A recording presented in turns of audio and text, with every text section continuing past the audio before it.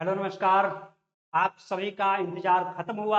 आप लोग जिस वीडियो का इंतजार कर रहे थे वह वीडियो लेकर के हम आप सबके बीच उपस्थित हैं। तो सबसे पहले आप सभी विद्यार्थियों का बहुत बहुत स्वागत है आपके अपने परिवार टॉपर चॉइस में। आइए, सबका ग्रैंड वेलकम है। और आज का जो वीडियो है आप सबके लिए बहुत ही अहम है, बहुत ही महत्वपूर्ण है, क्योंकि बहुत सारे विद्यार्थी पूछ रहे थे कि सर हमारी हैंड राइटिंग जो है अच्छी नहीं है, हम लोग हैंड राइटिंग के लिए क्या करें, हैंड राइटिंग को कैसे सुधारा जाए। तो ये वीडियो खास करके आप सबके लिए है जिसकी राइटिंग जो है में सुधार की जरूरत है ना। तो आज का ये जो वीडियो आप सबके लिए लाए हैं, आप लोग देख सकते हैं कि लिखावट कैसे सुधारे हैं। मात्र 2 दिन में, केवल 2 दिन में ही आपकी राइटिंग में जो है सुधार होने लगेगा। तो आप लोग हम आज के इस वीडियो में जितना भी टॉपिक बताने वाले हैं, जितने भी पॉइंट बताने वाले हैं, जितने भी आइडिया हम आपको देंगे, इसको आप लोगों को फॉलो करना है। आपकी जो है हैंड राइटिंग एकदम 100% सुधर जाएगी। अब इसमें जो है आप कितना अभ्यास करते हैं उस हिसाब से आपकी धीरे धीरे राइटिंग सुधरती जाएगी। तो आइए शुरुआत करते हैं धांसू ट्रिक की। और आज के इस वीडियो में हम लोग चर्चा करने वाले हैं कि राइटिंग कैसे सुधारें। तो आइए स्टार्ट करते हैं। इससे पहले आप लोगों से एक रिक्वेस्ट है कि आप लोग चैनल को सब्सक्राइब कर लीजिएगा और इस वीडियो को अधिक से अधिक शेयर कर दीजिएगा। अगर वीडियो अच्छा लगे तो आप लोग कमेंट भी कीजिएगा। ठीक है, चलिए स्टार्ट करते हैं। तो यहाँ पर देख सकते हैं कि आपको यहाँ पर 5 पॉइंट दिए गए हैं और पांचों पॉइंट को आपको जो है फॉलो करना है। सबसे पहला पॉइंट है कि बैठने का तरीका। बहुत सारे विद्यार्थियों के मन में ये आ रही होगी कि सर क्या हम लोग को बैठने नहीं आता क्या। तो ऐसी जो है बात नहीं है, आप लोग को बिल्कुल भी बैठने आता है। लेकिन हमारा कहने का यह मतलब है कि अगर आप लोग परीक्षा हॉल में बैठे हैं या फिर अपनी पढ़ाई के टाइम पे जब आप बैठते हैं तो आप लोग कंफर्टेबल होकर के बैठिए। क्योंकि अगर आप लोग कंफर्टेबल होकर के नहीं बैठ रहे हैं तो इसका असर जो है आपकी हैंड राइटिंग पर पड़ता है। अब आप लोग के दिमाग में चल रही होगी कि सर बैठने से और हैंड राइटिंग से क्या कनेक्शन है। तो है, बिल्कुल है। क्योंकि बहुत सारे विद्यार्थी जो है जब बैठते हैं पढ़ने के लिए टेबल और कुर्सी पे, तो बहुत सारे विद्यार्थी क्या करते हैं कि अपना सर टेबल पर रख करके ऐसे लिखते हैं या फिर सर झुका करके लिखते हैं। तो इससे भी फर्क पड़ता है। ठीक है, तो जब तक आप कंफर्टेबल बैठेंगे नहीं, आपकी शरीर जो है कंफर्टेबल तरीके से स्थिर नहीं है, तब तक आप जो है आपकी हैंड राइटिंग सही नहीं हो सकती है। तो आपकी हैंड राइटिंग आपके बैठने के तरीके पर भी निर्भर करती है। आप जब भी बैठें सीधा बैठें, कंफर्टेबल होकर के बैठें और जो कॉपी है उसको भी सीधा ही रखें। बहुत सारे विद्यार्थी ऐसे तिरछा करके लिखते हैं कॉपी, है ना। तो उससे आपकी राइटिंग भी जो है तिरछी हो जाती है। तो इस बात का आप लोग ख्याल रखिएगा। अगला पॉइंट है कि कलम पकड़ने का तरीका। ये सब क्या है, हम लोग को कलम भी नहीं पकड़ने आ रहा है। अब ये कैसा वीडियो आप लेकर के आ गए हैं, आपके दिमाग में चल रही होगी ऐसी बात।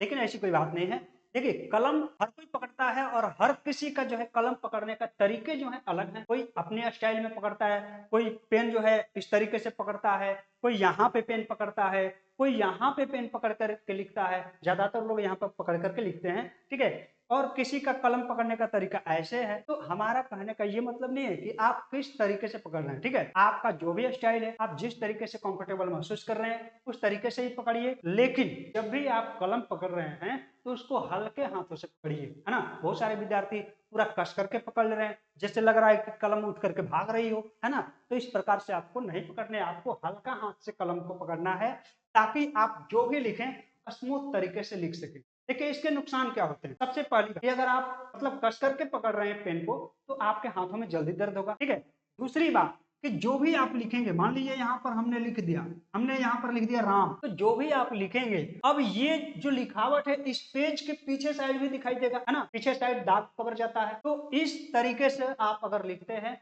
तो ये आपके लिए नुकसानदेह है। क्योंकि इस साइड से आपको फ्रेश लगेगा कि हमने फ्रेश ही लिखा है, लेकिन जैसे ही आप पेज को पलटिएगा तो इस पेज के बैक साइड में वहां पे इसका दाग निकला मिलेगा। ठीक है, तो उस पेज लिखेंगे, उस पेज भी तो आपको लिखना है ना, तो वहां पे आपको खराब लगेगा। तो इस तरीके से आपको नहीं पकड़ना है। आप जब भी पेन पकड़ें तो हल्का पकड़ें और स्मूथ तरीके से लिखें। तो ये आपका दूसरा पॉइंट, इसका आप लोग ध्यान रखिएगा। तीसरा पॉइंट है आपका कि गति सामान्य रखनी चाहिए। बहुत सारे विद्यार्थी ऐसे हैं कि काफी जल्दी जल्दी लिखते हैं और बहुत सारे ऐसे भी विद्यार्थी हैं कि धीरे धीरे करके लिखते हैं। तो आपको ना धीरे लिखना है और ना ही तेज लिखना है। आपकी जो स्पीड होनी चाहिए नॉर्मल होनी चाहिए। अगर आप हैंड राइटिंग सुधारने की कोशिश कर रहे हैं, आप इसकी प्रैक्टिस कर रहे हैं, तो आपकी स्पीड जो होनी चाहिए धीमा ही होना चाहिए, सामान्य होनी चाहिए, नॉर्मल होनी चाहिए। इसके बाद जब हम बात करते हैं नॉर्मल की, तो अब यहाँ पे आपके दिमाग में एक बात आ रही होगी कि अगर हम धीमा लिखेंगे तो परीक्षा में हम कैसे पार पाएंगे। तो इसका भी उपाय है। हम कह रहे हैं कि जब आप हैंड राइटिंग का प्रैक्टिस कर रहे हैं तब, अब आप प्रैक्टिस कर रहे हैं तो उस समय धीमा लिखें, साफ साफ लिखें।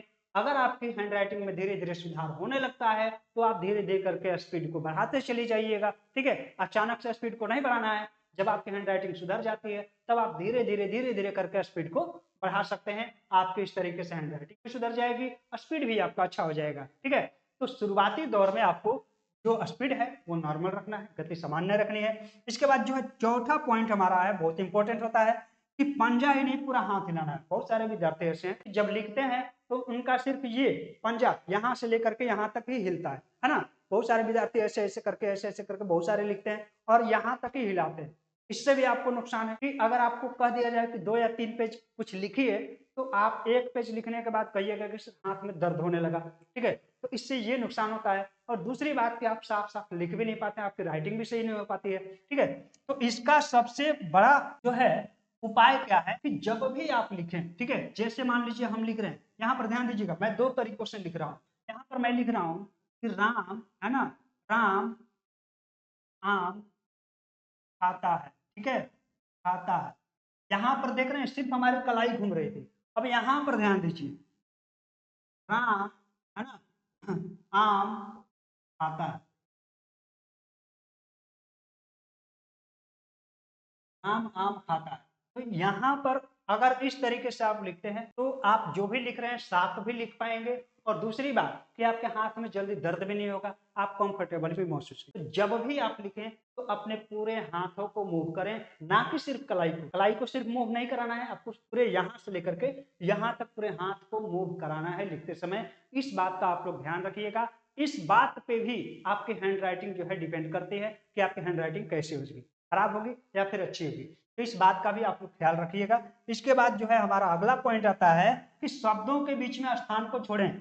ठीक है, शब्दों के बीच में खाली गैप को हमें छोड़ना है। यहाँ पर जैसे लिखे हैं कि राम आम खाता है, यहाँ पर राम और आम के बीच में ये शब्द है और ये शब्द है। ठीक है, तो इन 2 शब्दों के बीच में ये जो खाली स्थान आपको छोड़ना ही छोड़ना है। बहुत सारे विद्यार्थी नहीं छोड़ते हैं, या फिर कुछ विद्यार्थी ऐसा है कि कम छोड़ते हैं, या फिर कुछ विद्यार्थी ऐसे भी हैं कि ज्यादा ही छोड़ देते हैं। लेकिन आपको ना ज्यादा छोड़ना है ना कम छोड़ना है, आपको एक सामान्य जगह छोड़नी है, एक नॉर्मल गैप छोड़ना है जहां से कि आपकी लिखावट समझ में आ सके। मान लीजिए आपकी हैंड राइटिंग थोड़ा सा डाउन भी है लेकिन आप स्पेस छोड़ करके लिखते हैं, ठीक है, इतना स्पेस छोड़ करके भी लिखते हैं, तो क्या होगा कि आप क्या लिखे हुए हैं इसको एग्जामिनर समझ जाएगा। ठीक है, क्योंकि जो भी बातें मान लीजिए हम लिख रहे हैं तो किसी न किसी को समझाने के लिए ही हम लिख रहे हैं। मान लीजिए परीक्षा हॉल में अगर हम लिख रहे हैं तो एग्जामिनर लिखेगा, या फिर हम कहीं पे लेटर लिख रहे हैं, या मतलब जो भी बातें लिख रहे हैं तो उसे कोई ना कोई तो पढ़ेगा ही पढ़ेगा। अगर पढ़ने वाले को समझ में ही नहीं आएगा क्या लिखा हुआ है तो फिर हमारे लिखने का क्या ही फायदा, है ना।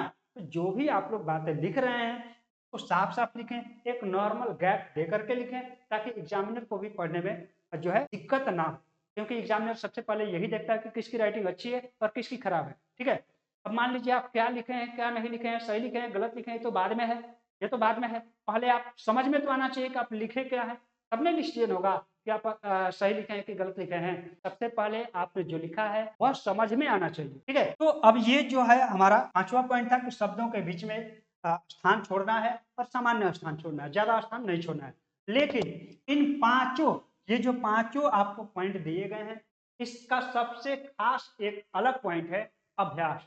आपको अभ्यास करना होगा। अभ्यास किस चीज का करना है, इसी पांचों पॉइंट का अभ्यास करना है। आपको घर पर पे एक रूटीन बना लेना है, आज से ही रूटीन बना लेना है आप लोगों को कि आज से हम डेली कम से कम 1 पेज हम लिखेंगे, चाहे वो कुछ भी लिखें। आप अपने किताब से कोई टॉपिक लिखें, या फिर कोई पाठ को लिखें, या फिर पेपर की कटिंग में से कुछ देख करके लिखें। तो आपको बस क्या करना है, लिखना ही लिखना है। 1 पेज आप लोग डेली लिखिए, क्योंकि अभ्यास से ही यह संभव है। और अभ्यास जब आप कर रहे हैं तो इन पांचों पॉइंट का ख्याल रखें। देखिए 2 दिन में आपकी राइटिंग सुधर जाएगी। अब इसके बाद 2 दिन तक कम से कम आप अभ्यास कीजिए और तीसरे दिन हमारे पास आकर के कमेंट कीजिएगा, ठीक है, कि हमारी राइटिंग में जो है कितना % सुधार हुआ है। सुधार होने की तो गारंटी है, आप लोग को ये बताना है कि कितना % सुधार हुआ है या फिर नहीं हुआ है। ठीक है, तो आप लोग को कमेंट करके जरूर बताना है। तो फिलहाल जो है हम उम्मीद करते हैं कि आप सब इन बातों को समझ गए होंगे और आप सब आज से ही प्रैक्टिस स्टार्ट करने वाले हैं अपने हैंड राइटिंग को सुधारने के लिए। ठीक है, तो चलिए मिलते हैं आप लोगों से अगले वीडियो में। तब तक के लिए धन्यवाद। जय हिंद।